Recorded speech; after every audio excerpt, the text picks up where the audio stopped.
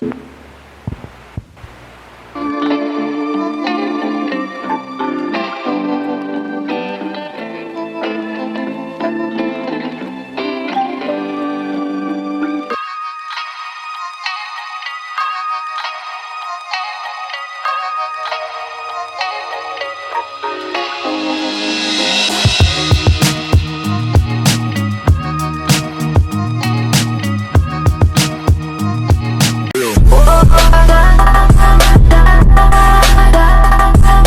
महीना होता है उससे मैं अपना सब कुछ कट आउट करके अपना एक महीना अच्छे से पढ़ के उसमें एग्जाम क्रैक करता था। राइट। तो ओके सर, मेरे जैसे कुछ और भी एस्पिरेंट हो गए जिनको बॉडी बनानी होगी, तो उनको क्या डाइट पिलानी है, फिर कैसे आपके जैसी बॉडी बनाई जा सकती है? डाइट प्लान तो यही है कि अपना वेजिटेरियन के अंदर मेरा 11th में तो मेरी परसेंटेज कम थी काफ़ी, मतलब बताने लायक भी नहीं है। उसमें सेकंड डिवीज़न मुझे चाहिए। पूरा दिन मुझे याद है कि वो एग्ज़ाम का रिजल्ट सुबह 10 बजे आने वाला था, तो मैं हर सेकंड ना 10 बजे से पहले ही मैं लेकर बैठ गया था अपने मोबाइल को, और हर सेकंड मैं उसको उस वेबसाइट को स्क्रॉल कर रहा था, एसएससी की साइट को, कि अगर रिजल्ट आ जाए एक बार दिख जाए। सो करनी यूनिफॉर्म जॉब ही थी हमेशा से। हेलो एवरीवन, वेलकम टू स्टूडेंटो। सो अभी हमारे साथ है हर्षित अपूर्वा सर, जो कि दिल्ली पुलिस में एसआई हैं, और अभी हम सर के ऑफिस में ही हैं। तो आज हम सर से जाने कि दिल्ली पुलिस में या फिर दिल्ली एसआई की तैयारी कैसे कर सकते हैं, साथ ही साथ सर की जर्नी जानेंगे, क्या स्ट्रेटजी होनी चाहिए, क्या बुक लिस्ट फॉलो करनी चाहिए। सो ओवरऑल आज हम सर से डिस्कस करेंगे। तो sir thank you so much कि आपने हमें कीमती टाइम दिया अपना, और वेलकम टू स्टूडेंटो। बिल्कुल, बहुत बहुत धन्यवाद आपका जी। सर अपना एजुकेशन बैकग्राउंड वगैरह बताइए आप। मेरा एजुकेशन बैकग्राउंड है, मैं साइंस का स्टूडेंट था। मैंने अपने 12th साइंस से करी है। उसके बाद मैंने बीटेक करी है। बीटेक मैंने इलेक्ट्रॉनिक्स एंड कम्युनिकेशन से करी है, जो कि जयपुर से करी है, जयपुर में आर्य कॉलेज से। उसके बाद बीटेक में ही मुझे एहसास हो गया था कि मुझे बीटेक नहीं करनी। बीटेक में मुझे हमेशा यूनिफॉर्म के लिए काफ़ी मतलब रेस्पेक्ट रही है, और मेरे जो दोस्त लोग भी थे, जो फ्रेंड्स थे मेरे, हमेशा उनके फादर्स आर्मी में थे, कुछ पुलिस में थे, तो मैं हमेशा उनको देखकर हमेशा मोटिवेट होता था। हमेशा मुझे उनके लिए हमेशा एक रिगार्ड रहा है। तो हमेशा मैं सोचता था कि मुझे कुछ ऐसा ही करना है। तो मैंने अपना 4th ईयर करके ही अपना एसएससी का जो भी एसएससी सीपीओ जो दिल्ली पुलिस के लिए होता है, तो एसएससी सीपीओ का एग्ज़ाम मैंने उसमें दिया। एसएससी सीपीओ एग्ज़ाम मैंने 2 साल के अंदर उसके अंदर काफ़ी कुछ मैंने हार्डवर्क और स्मार्ट वर्क जो भी होता है सब मैंने किया। उसमें फिर 2 साल के अंदर अपना दिल्ली पुलिस एसआई को क्रैक किया। ओके सर, नॉर्मली जो पुलिस ऑफिसर्स बनते हैं तो वो कहीं ना कहीं क्लास में या फिर स्कूल टाइम से ही थोड़ा अलग प्रकार की पर्सनालिटी होती है, थोड़ा सा बॉसी टाइप उसका इनफ कह सकते हैं। हाँ, तो आपका थोड़ा सा स्कूल के बारे में बताइए, आप बैक बेंचर थे या फिर कैसे थे? मैं बिल्कुल बैक बेंचर था। स्कूल के अंदर भी मुझसे टीचर्स हमेशा परेशान रहते थे। वो हमेशा ये सोचते थे कि पता नहीं ये कुछ करेगा नहीं करेगा, लेकिन हमेशा मैं, चलो ठीक है, 1 साल का स्कूल होता है, 11-12 था उस टाइम पे, बोर्ड भी थे 12th में। तो मैंने हमेशा मेरा ये टारगेट रहता था कि अपने 11 महीने मस्ती करनी है, लास्ट मोमेंट अच्छे से पढ़ना है। हाँ बिल्कुल, जो लास्ट का जो महीना होता है उससे मैं अपना सब कुछ कट आउट करके अपना एक महीना अच्छे से पढ़ के उसमें एग्जाम क्रैक करता था। राइट। तो मेरा 12th के अंदर मेरा 11th में तो मेरी परसेंटेज कम थी काफ़ी, मतलब बताने लायक भी नहीं है। उसमें सेकंड डिवीज़न थी। अरे भाई साहब। लेकिन 12th के अंदर मैंने काफ़ी मतलब 1 महीने के अंदर काफ़ी अच्छी स्टडी करके हार्डवर्क करके मैंने 70 बना ली थी, क्योंकि मेरे पिताजी ने मुझसे प्रॉमिस किया था कि अगर 70 बनेगी तो ही बाइक आएगी। तो फिर बाइक के चक्कर में मैंने पढ़ाई करी, और मुझे बिल्कुल पढ़ाई करनी ही थी, बाइक लानी थी इसलिए। ओके, खिलाड़ी वाला सीन हो गया। खिलाड़ी है। लालच चीज़ों का लालच से ही आदमी कुछ आगे बढ़ता है। हमेशा लाइफ में कुछ भी अगर आपको अच्छा करना हो तो एक लालच आपको लेना ही पड़ता है। तो वो लालच ही आपको ना उस मुकाम तक पहुंचा देता है। राइट सर, हर स्टूडेंट्स का या फिर नॉर्मल जो स्टूडेंट होते हैं गवर्नमेंट एग्जाम्स की तैयारी कर रहे होते हैं, उनका कहीं ना कहीं ड्रीम गोल होता है कि उनके कंधे पर या शोल्डर पर स्टार हो। और फाइनली जब आपको फर्स्ट टाइम ये शोल्डर पर, आपके कंधों पर स्टार मिले या फिर आपको यूनिफॉर्म मिली, वो कैसा फील था सर? बिल्कुल, मुझे आज भी वो दिन याद था जब मैंने अपना एसएससी का एग्ज़ाम दे चुका था। मेरा प्री मेडिकल मेंस हो चुका था और अपना फिजिकल हो चुका था। और डेट आ चुकी थी कि रिजल्ट की डेट ये है, तो डेट और टाइम सुबह का था। हाँ। अब वो डेट तो मुझे याद नहीं है, लेकिन मुझे चाहिए पूरा दिन मुझे याद है कि वो एग्ज़ाम का रिजल्ट सुबह 10 बजे आने वाला था। तो मैं हर सेकंड ना 10 बजे से पहले ही मैं लेकर बैठ गया था अपने मोबाइल को, और हर सेकंड मैं उसको उस वेबसाइट को स्क्रॉल कर रहा था, एसएससी की साइट को, कि अगर रिजल्ट आ जाए एक बार दिख जाए। वो सुबह 10 बजे से लेकर रात के 8 बजे तक मैं स्क्रॉल ही करता रहा और दोस्तों को फ़ोन लगाता रहा कि भाई देखना रिजल्ट, देखना अगर मेरा आए तो, क्या पता मेरे मोबाइल में ना खुले। तो 8 बजे तक जब वो रिजल्ट आया, जब मैंने स्क्रॉल किया, मैं ऐसे ही पापा के साथ बैठा था, मम्मी मेरी खाना बना रही थी और मैं बैठा था स्क्रॉल कर रहा था। जैसे स्क्रॉल किया तो एकदम से उसमें लिखा आया रिजल्ट फॉर CPO एग्ज़ाम्स। तो एकदम से मैंने पापा को बोला, पापा रिजल्ट आ गया। अब उस टाइम मुझे अच्छे से याद है, जब मैं मोबाइल चला रहा था मेरे हाथ बहुत ज़्यादा काँप रहे थे और पापा मेरे पास में बैठे थे और मेरी धड़कन इतनी तेज़ चल रही थी। पापा बोल रहे थे आराम से, मुझे भी सुनाई दे रही थी धड़कनें, आराम से रिजल्ट देख, जो भी होगा अच्छा ही होगा जी। क्योंकि इसके अंदर हमें CPO के अंदर क्या है, जैसे टॉप जो रैंकर्स होते हैं ना, तो जो टॉप रैंकर्स होते हैं उनको ही दिल्ली पुलिस SI का मिलता है। बाकी के रैंकर्स जो भी जिसकी कम रैंक, जिसकी रैंक कम होती है उसमें CPO, हाँ, अलग CISF, BSF, CRPF, ITBP, SSB ये सब मिलती है। तो पहली प्रेफरेंस सब लोग दिल्ली पुलिस SI को ही करते हैं। तो मैंने भी हमेशा मैंने भी अपनी प्रेफरेंस दिल्ली पुलिस इंस्पेक्टर को ही रखी थी। तो फिर जब वो रिज़ल्ट आया, जब मैंने अपना रिज़ल्ट खोला तो मैंने अपना नाम दिल्ली पुलिस SI में पाया, और वो दिन था और आज का दिन है, मतलब पूरी लाइफ बदल गई मेरी, तो पूरी लाइफ बदल गई। Great sir, great. ओके, सो अब प्रिपरेशन के बारे में बताइए कि प्रिपरेशन में कैसे आए आप? कहीं कोचिंग ली या फिर सेल्फ स्टडी करी, और स्टार्टिंग में कैसे अप्रोच करी एग्जाम की? क्योंकि आप BTech थोड़ा सा होता है ना कि कोई कह सकते हैं MNCs वगैरह में, टॉप MNCs में जॉब करेंगे, अच्छा सा पैकेज होगा और बढ़िया से लाइफ होगी थोड़ा सा। नहीं, मुझे तो जैसे मैंने BTech तो कर ली थी, उस टाइम पे थोड़ा प्रेशर था पीछे से, कुछ और बात है ना, कुछ और चीज़ थी वो। तो लेकिन फिर मैंने अपना रुझान हमेशा यूनिफॉर्म के लिए रखा था कि यूनिफॉर्म जॉब करनी है, चाहे वो दिल्ली पुलिस SI हो, चाहे वो एक्साइज इंस्पेक्टर हो, चाहे वो इनकम टैक्स हो, करनी यूनिफॉर्म जॉब ही थी हमेशा से। तो फिर जब बीटेक के मुझे बीच में ही मुझे पता लग गया था कि हाँ मुझे करना तो यही सब कुछ है। तो मैं फिर अपना BTech 4th ईयर करने के बाद में अपना तैयारी में लग गया था, और तैयारी में मैंने SSC के मेन मेरा फोकस था SSC एग्जाम्स। हाँ। SSC एग्जाम्स मैंने अपना फोकस कर रखा था, SSC CGL, SSC CPO। उसी दौरान फिर मैंने अपना सेल्फ स्टडी पे ही ज़्यादा फोकस रखा, और मैंने कोई कोचिंग वगैरह नहीं ली, अपना सेल्फ ही करता था। हाँ, मैंने मॉक टेस्ट ले रखे थे अलग अलग कोचिंग्स के।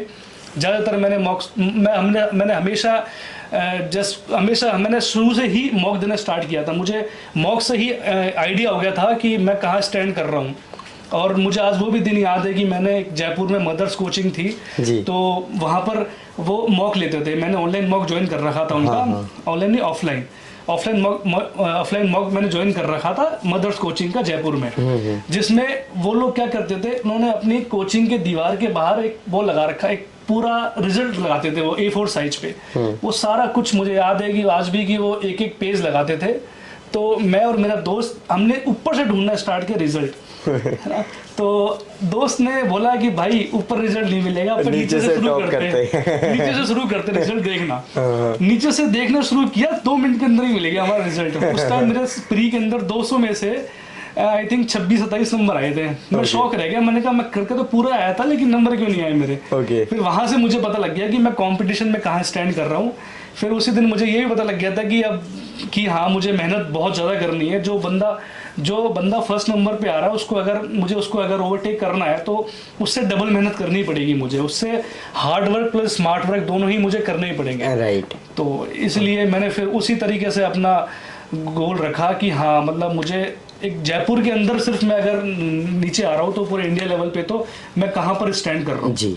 तो उसी टाइम से फिर मैंने अपना फोकस रखा और दिन में मैं अपने 8 घंटे पढ़ाई करता था और 8 घंटे पढ़ाई करके जो भी मतलब अपना रिवीजन, हाँ रिवीजन पे बहुत ज़्यादा फोकस करता था मैं। Okay. कि आज जो मैंने पढ़ा है तो उसको मैं हमेशा मैं कल भी उसको रिवाइज करूँगा, परसों भी उसको रिवाइज करूँगा, क्योंकि हमारा ह्यूमन टेंडेंसी होती है कि हम भूल जाते हैं कि बहुत ज़्यादा वो चीज़। आदमी हमेशा कुछ भी जो पढ़ता है तो उसको रिवाइज करेगा तो हमेशा उसको याद रहती जाएगी चीज़ें। राइट। तो ज़्यादातर मैंने रिवीजन को फोकस रखा, उस तरीके से मैंने पढ़ा, तो ये चीज़ रहा। Okay okay. सो सर आपने अभी बताया थे कि आप 8 आवर्स डेली पढ़ते थे, तो क्या सब्जेक्ट होते थे आपकी प्रिपरेशन में या फिर एसएससी सीपीयू में, और उनको कैसे सेगमेंट वाइज डिवाइड करते थे डेली? बिल्कुल, एसएससी सीपीयू के अंदर मेन तो 4 सब्जेक्ट्स होते हैं, इंग्लिश, मैथमेटिक्स, जीके और reasoning. Main focus SSC CPU में इंग्लिश का रहता है, जो कि 400 में से आउट ऑफ 400 250 नंबर ये कवर करता है इंग्लिश हमारा मेन। तो इंग्लिश पे ज़्यादा फोकस रहता है, क्योंकि ये सेंटर आर्म पुलिस है, यहाँ पर कम्युनिकेशन का बहुत ज़्यादा इंपॉर्टेंस रहती है। आपको बहुत टाइम ऐसा रहता है कि आपको जब पब्लिक डीलिंग होती है तो आपको कम से कम एटलीस्ट इंग्लिश की इतनी नॉलेज होनी चाहिए कि आप उनसे डील कर सकें जी। तो मेन उसमें फोकस था इंग्लिश का और मैथमेटिक्स। 50 नंबर प्री के अंदर होता है 200 नंबर का, प्री 200 का होता है, जिसमें 50 का मैथमेटिक्स, 50 इंग्लिश, 50 जीके, 50 रीजनिंग, और बाकी जो 200 नंबर का मेंस होता है जो होगा इंग्लिश का। और प्री के बाद मेन होता है फिजिकल। फिजिकल के अंदर हम जैसे मेन जो सबसे ज़्यादा फोकस करने की चीज़ें फिजिकल में आपको जो है 1600 मीटर रेस, जो कि आपको 6.5 मिनट्स में करनी पड़ती है, 6.5 मिनट में करनी पड़ती है। मेन वही रहता है, उसके बाद तो सब कुछ इजी होता है। 100 मीटर रेस होती है जो कि 16 सेकंड्स में होती है।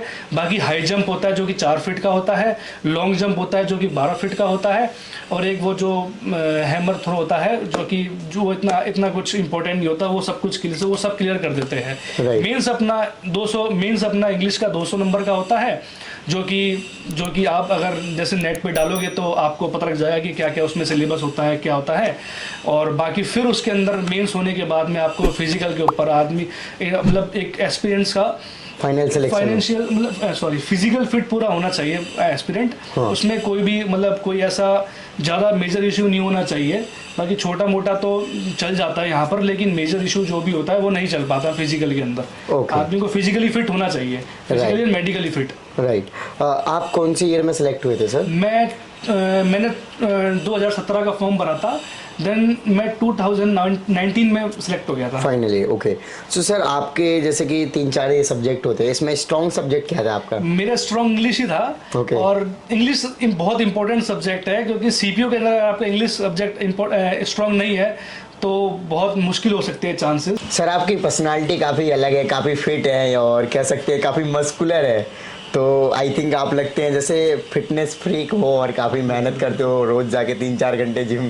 बिल्कुल बिल्कुल, मैं तो प्रिपरेशन से पहले भी काफ़ी फिटनेस फ्रीक था और हमेशा मैंने जिम ज्वाइन कर रखी है हमेशा। ओके। और अगर मेरी जिम छूटती भी है तो मैं अपने घर पे पुशअप्स और चिनअप्स जो भी होती है लगा के मुझे खुद को फिट रखता हूँ।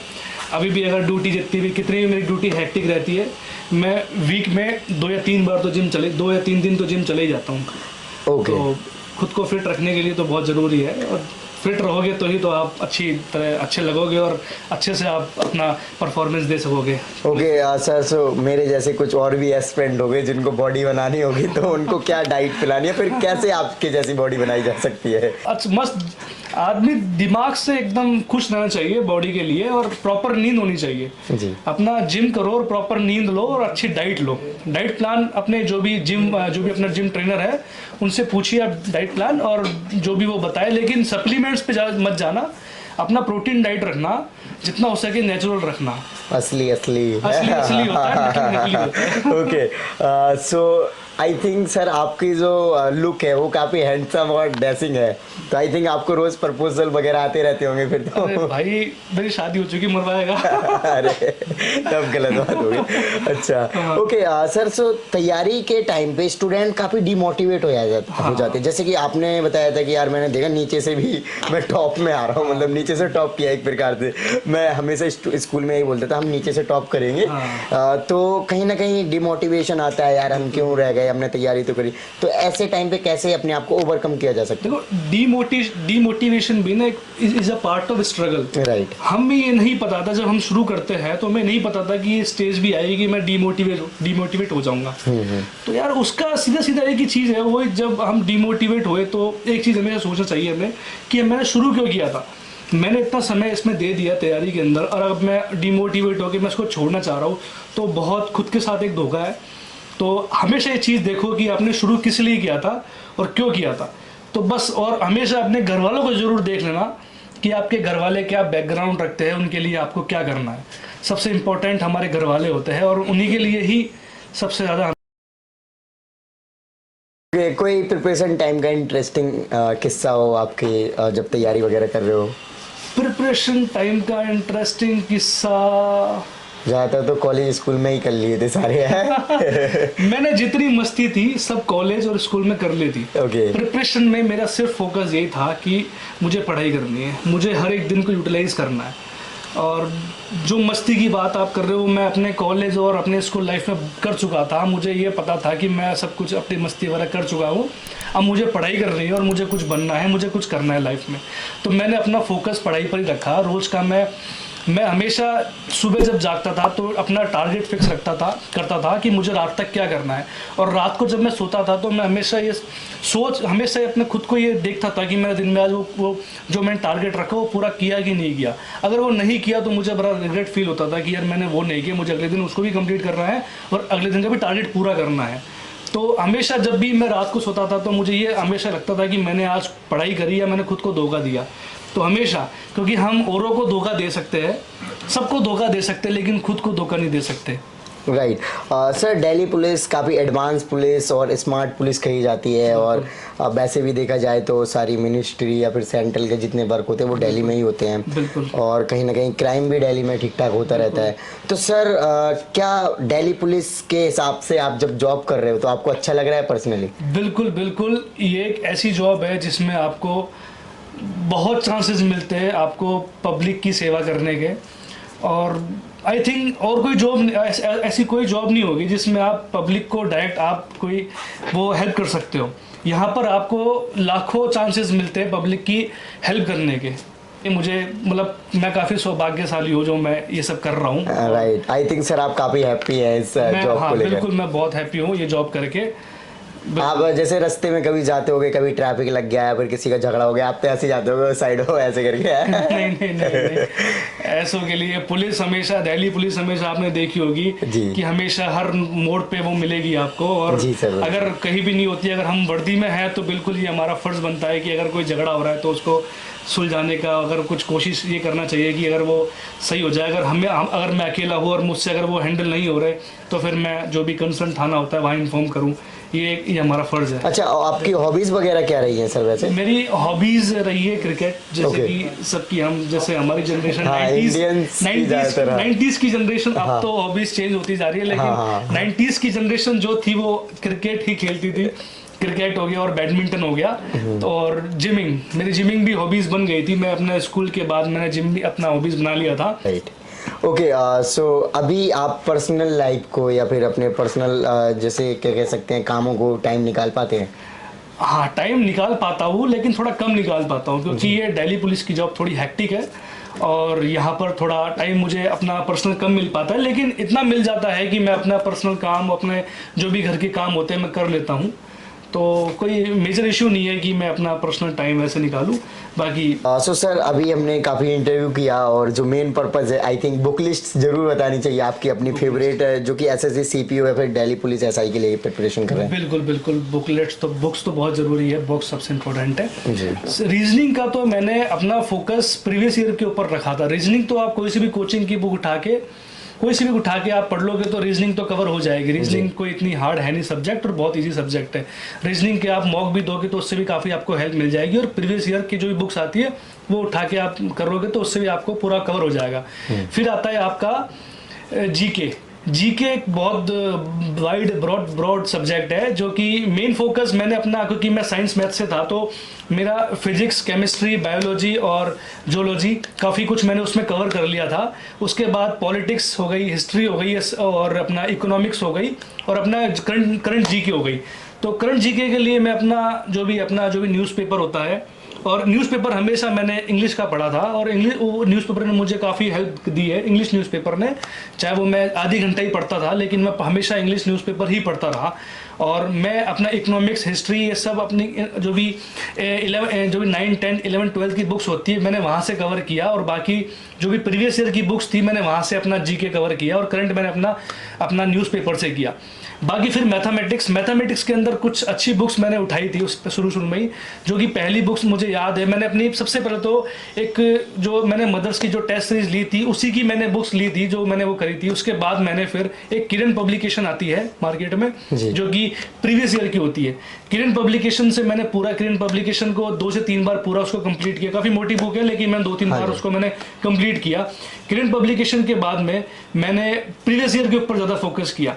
प्रीवियस ईयर जितने भी क्वेश्चंस थे वहाँ से मुझे पैटर्न मिला। फिर एक क्वांटम बाय कैट भी आती है काफ़ी, क्योंकि मेरे टाइम पे काफ़ी मतलब एसएससी का सिलेबस काफ़ी चेंज हो गया था मैथमेटिक्स के अंदर, तो वो काफ़ी कैट के ऊपर काफ़ी फोकस कर रही थी, क्वांटम बाय कैट, जो कि एमबीए के लिए होती है। तो मैंने उस बुक को भी मैंने काफ़ी अच्छे से पढ़ा, 2-3 बार उसको कंप्लीट किया। मैथमेटिक्स मेरी अच्छी से हो गई थी। अब आते हैं हम इंग्लिश, जो कि 250 नंबर की थी, सबसे मेन इंग्लिश ही रही है। तो इंग्लिश के लिए मैंने एक सबसे अच्छी बुक उठाई थी मैंने इंग्लिश की, जो कि थी अपने एसपी बख्शी मैंने पहली बुक उठाई थी। उसके बाद मैंने उठाई थी वीके सिन्हा, उसके साथ मैंने उठाई थी एमबी पब्लिकेशन, उसके बाद मैंने प्रीवियस ईयर किया था। उसके बाद जो भी वन वर्ड सब्स्टिट्यूशन हो गया, इडियम फ्रेज हो गया, और इन सब की मार्केट्स में बहुत पतली पतली बुक्स मिल जाती है, जो कि प्रीवियस ईयर भी होती है और नई भी आती है कुछ बुक्स, तो आप उनसे कर सकते हो। आप इडियम फ्रेज हो गया, वन वर्ड सब्स्टिट्यूशन हो गया, PQRS हो गया, और भी बहुत से कुछ मतलब जो छोटे छोटे टॉपिक्स जो कि ज़्यादा वेटेज नहीं देते, 5-5, 10-10 नंबर देते, तो उन सब के लिए मार्केट में बुक्स अवेलेबल है। मैंने मेन फोकस अपने एमबी पब्लिकेशन और अपना एसपी बख्शी, वीके सिन्हा और एक मिरर ऑफ कॉमन एरर्स और एक रैन एंड मार्टिन, मैंने इंग्लिश पे ज़्यादा फोकस रखा। और इंग्लिश की बुक्स भी मैंने ज़्यादा पढ़ी, क्योंकि मुझे पता है कि एसएससी सीपीओ क्रैक ऐसे नहीं होगा। अगर दिल्ली पुलिस लेनी है तो फिर काफ़ी मतलब बुक्स उठानी पड़ेगी आपको बहुत ज़्यादा। तो 5-6 बुक्स तो मेरा फोकस था, ज़्यादा मैंने उठाई नहीं, मतलब 5-6 बुक मैंने अपना उसको ढंग से मैंने पढ़ाई करी उसमें। और अपना इंग्लिश न्यूज़पेपर बहुत ज़रूरी है, जिसके अंदर जिसमें से आप कॉम्प्रिहेंशन पैसेज, अगर जो भी आपका है कॉम्प्रिहेंसिव पार्ट, वो आपका इंग्लिश न्यूज़पेपर से काफ़ी कुछ कवर हो जाएगा। ओके, सो आपने कभी मॉडलिंग वगैरह का सोचा है सर? मॉडलिंग का नहीं सोचा, मैं यही खुश हूँ अपनी जॉब से, और जो मुझे चाहिए था मुझे यहाँ मिल रहा है, मुझे बहुत प्यार भी मिल रहा है इस जॉब से। तो मैं यहाँ खुश हूँ, मॉडलिंग मुझे नहीं करनी। ओके, सो लास्ट में सर कोई मैसेज देना चाहेंगे फ्यूचर एस्पिरेंट्स को? हाँ बिल्कुल, हम सब एक मिडिल क्लास फैमिली से ही बिलोंग करते हैं, जो भी कंपटीशन की तैयारी कर रहा है, उसका मतलब ये है कि हम एक मिडिल क्लास है या बहुत गरीब है। तो हम जब भी तैयारी शुरू करते हैं तो हमें एक चीज़ हमेशा ध्यान में रखना चाहिए कि जो पढ़ेगा उसका सिलेक्शन होगा। जिसने पढ़ाई करी है, जिसने 100% अपना दिया है, जिसने 100% अपना हार्डवर्क किया है, वो 100% कहीं ना कहीं जॉब लगेगा। चाहे आप ग्रेड 1 में ना लगे हो तो ग्रेड 2 में, ग्रेड 3 में, किसी में तो आपकी जॉब लगेगी अगर आपने हार्डवर्क किया है तो। और हमेशा एक चीज़, जब भी आप कभी ऐसा मोमेंट आए कि आपको लग रहा है आप डिमोटिवेट हो रहे हो, कि आपको लग रहा है कि नहीं मेरा नहीं हो रहा, मैंने इतने एग्ज़ाम्स दे दिए, मैं इतने एग्ज़ाम्स में फेल हुआ, मैं भी बहुत एग्ज़ाम्स में फेल हुआ था, तो मैंने हमेशा एक ही चीज़ सोची थी कि मैंने शुरू किस लिए किया था और मैंने शुरू किसके लिए किया था।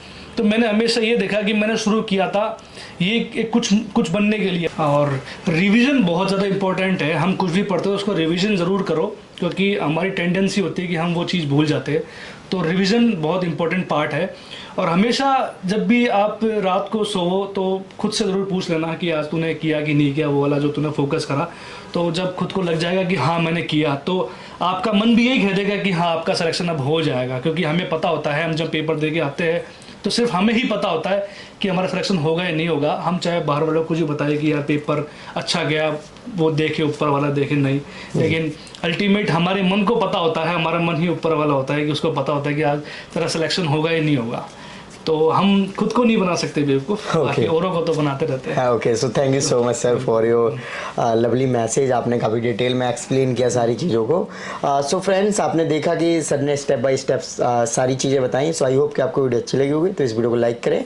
अभी तक आपने चैनल को सब्सक्राइब नहीं किया तो चैनल सब्सक्राइब कर लीजिए। एंड आपके जो भी क्वेरीज होते हैं आप हम इंस्टाग्राम और फेसबुक पर मैसेज कर सकते हैं। इन सभी के लिंक वीडियो के डिस्क्रिप्शन में। जय